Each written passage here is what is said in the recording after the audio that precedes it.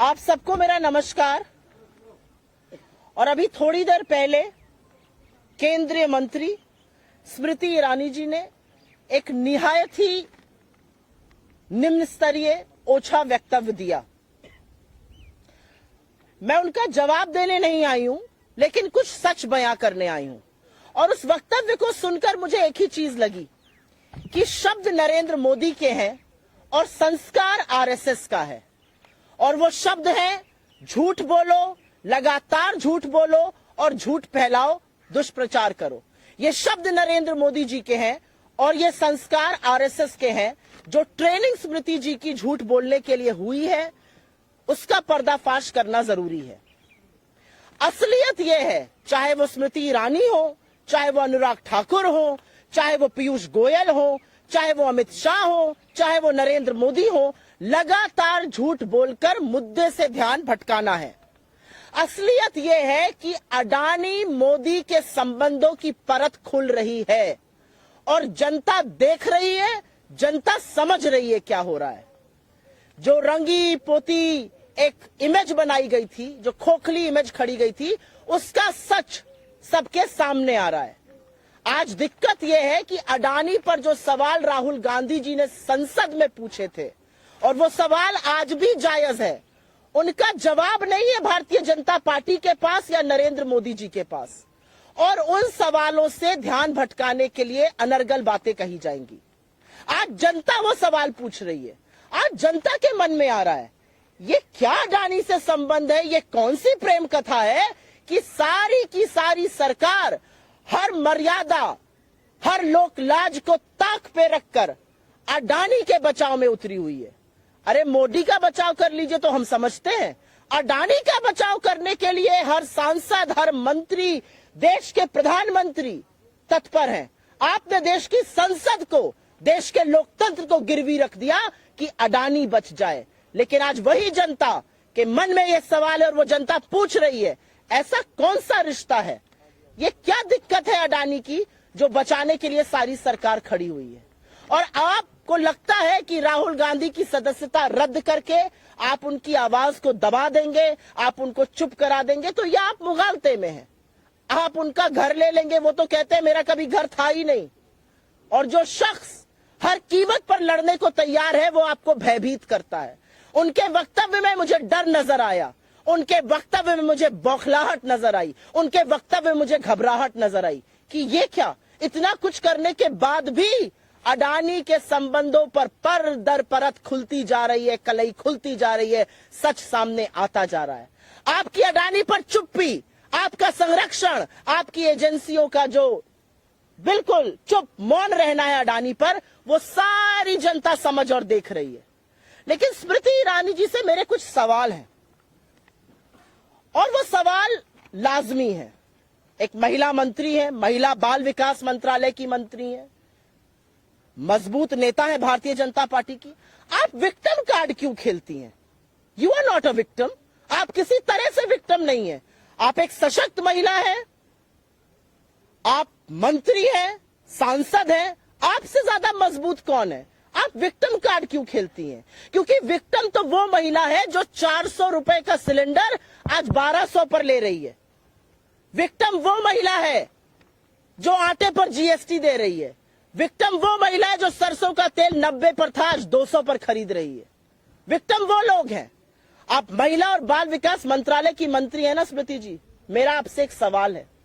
आप लखीमपुर के चीरहरण पर चुप रहती हैं, आप शाहजहांपुर के यौन शोषण पर चुप रहती हैं, आप हाथरस में एक गुड़िया को रात को जला दिया जाता है मिट्टी का तेल डालकर, आप चुप रहती हैं।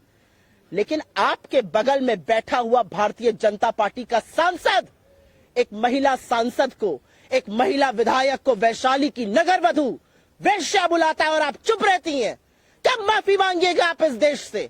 आज कहने का वक्त है, खड़ी होइए और माफी मांगिए इस देश से। महिला बाल विकास मंत्रालय की मंत्री हैं आप, ये आपकी नैतिकता है? आपके बगल में बैठा हुआ सांसद, भाजपा का सांसद, एक महिला सांसद और एक महिला विधायक को वेश्या कहता है और आपके मुंह से एक शब्द नहीं फूटता है। आप अंकिता ठाकुर पर चुप रहती हैं, आप तमाम ऑन रेप केसेस पर चुप रहती हैं जहां पर आपके लोग संलग्न हैं।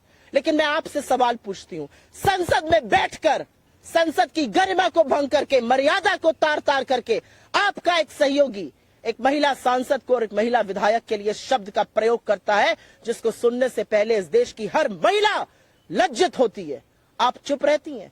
आप विक्टिम नहीं हैं। आप विक्टिम बिल्कुल नहीं है। विक्टिम इस देश की महिलाएं हैं। विक्टिम आज मध्यम वर्ग है जो महंगाई से जूझ रहा है। विक्टिम इस देश का युवा है जिसके पास नौकरी नहीं है। आप विक्टिम कार्ड प्ले करिएगा। आपकी घबराहट और बौखलाहट में मुझे अडानी का बेनकाब होता हुआ सच नजर आता है। मुझे हर कीमत पर अडानी को बचाने की आपकी, आपके प्रधानमंत्री की, आपके मंत्रियों की, आपके सरकार की मंशा और प्रतिबद्धता नजर आती है। लेकिन वो कहते हैं ना कि सच को कितना भी छुपाओ वो और उतनी ही दोगुनी ताकत से उभरता है। सूरज की रोशनी छुप नहीं सकती किसी बादल से, और अडानी का सच आज ये देश समझ रहा है, देख रहा है। आपका सारा तंत्र, आपकी एजेंसियां, आपके लोग और आप खुद लगातार राहुल गांधी जी के पीछे पड़े हुए हैं। वो एक व्यक्ति जो सच बोल रहा है, वो एक व्यक्ति जिसने वाकई में आपको व्यथित करके रख दिया है।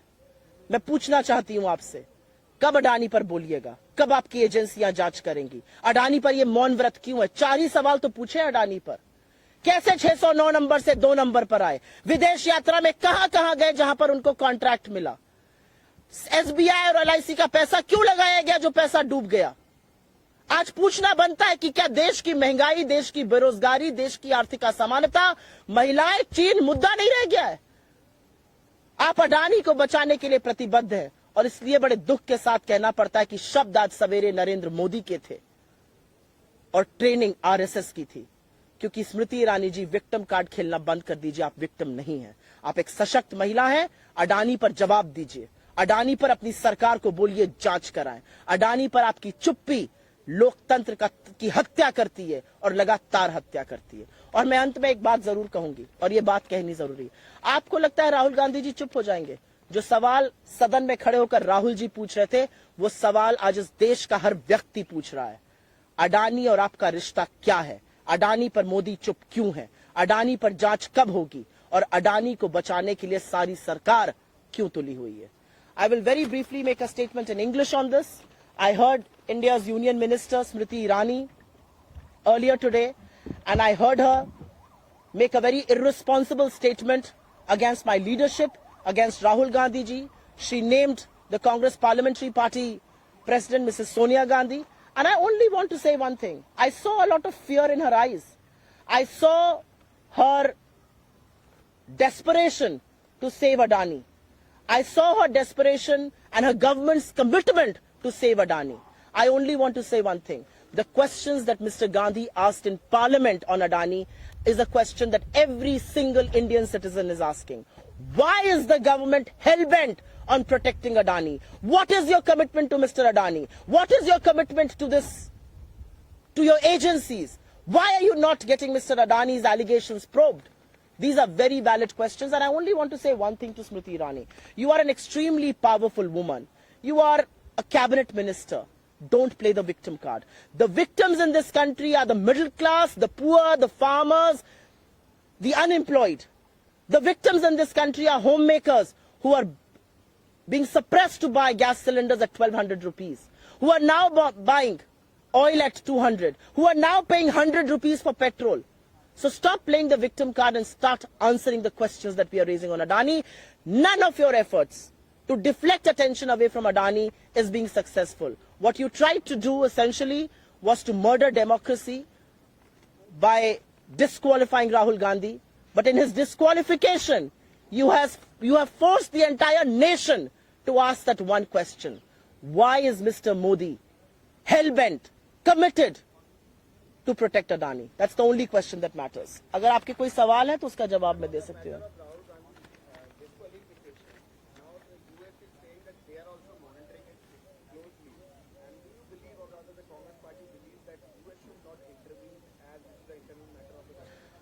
This is an absolutely internal matter of the country, but if you are going to kill democracy in broad daylight, yes, the world is watching. Can we stop? Can we put something on people's eyes? क्या हम लोगों की आंख पे पट्टी बांध दें? पट्टी नरेंद्र मोदी जी ने बांधी हुई है अडानी पर. दुनिया तो देखेगी क्या हो रहा है इस देश में. हमारा बिल्कुल उससे कोई लेना देना नहीं है। जो दुनिया देख रही है वो ये देश देख रहा है। आपको क्या लगता है हम दुनिया की आंखों पर जाके पट्टी बांध देंगे? क्या दुनिया नहीं देख रही कि भारत का जो सबसे प्रखर, सबसे प्रमुख, सबसे मजबूत विपक्ष की आवाज है, उसको आपने कुचल दिया, करने का प्रयास किया है? आपने उनकी सदस्यता रद्द कर दी। और किस मसले पर करी और किन आक्षेपों के पीछे आप छुप रहे हैं? क्या दुनिया नहीं देख रही है? ये क्या देश नहीं देख रहा है? आपकी सारी पोल पट्टी, आपके चेहरे का वो नकाब उतर चुका है और ये देश आज पूछ रहा है अडानी और आपके संबंध क्या है?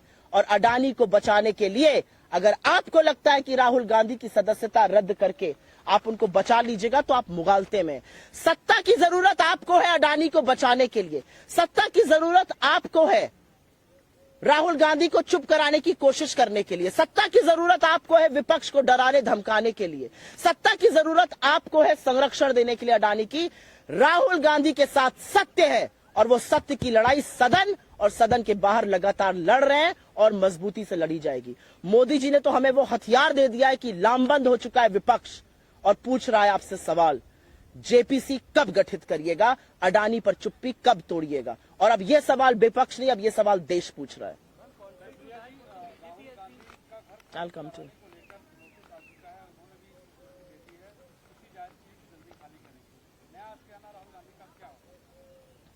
राहुल गांधी जी को यह घर नरेंद्र मोदी जी की कृपा से नहीं मिला था।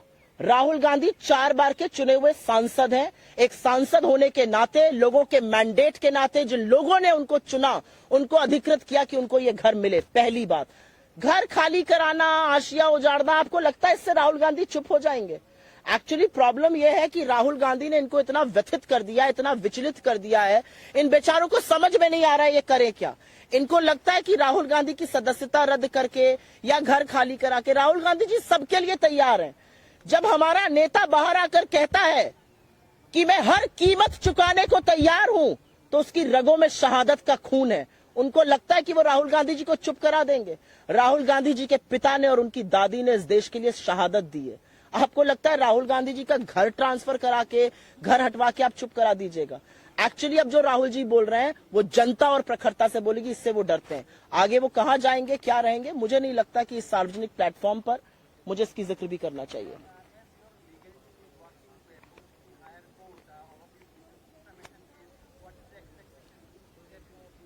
I am presuming, with all due respect to you, my friend here, I am presuming that you do not think I'm such a fool that I will sit and discuss my legal strategy here. The BJP is extremely worried about what the Congress will do. For the last 96 hours, every BJP minister, every BJP MP has given statements to the effect, what should our legal strategy be? Thank you very much, but no thank you. Focus on unemployment, focus on Adani, focus on price rise, focus on China, focus on income inequality. Do not give us legal advice because we don't need it from you.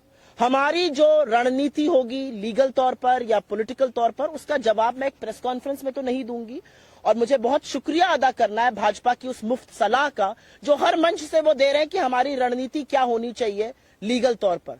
वो हमारे वकील देख रहे हैं। आपकी नसीहत की हमें जरूरत नहीं है। अपना टाइम जाया मत करिए। अपना टाइम आर्थिक असमानता में, गरीबी दूर करने में, महंगाई कम करने में, रोजगार बनाने में और अडानी का सच का जवाब देने में लगाइए। हमें आपकी लीगल नसीहत की जरूरत नहीं है, ये मैं भाजपाइयों से कहना चाहती हूँ।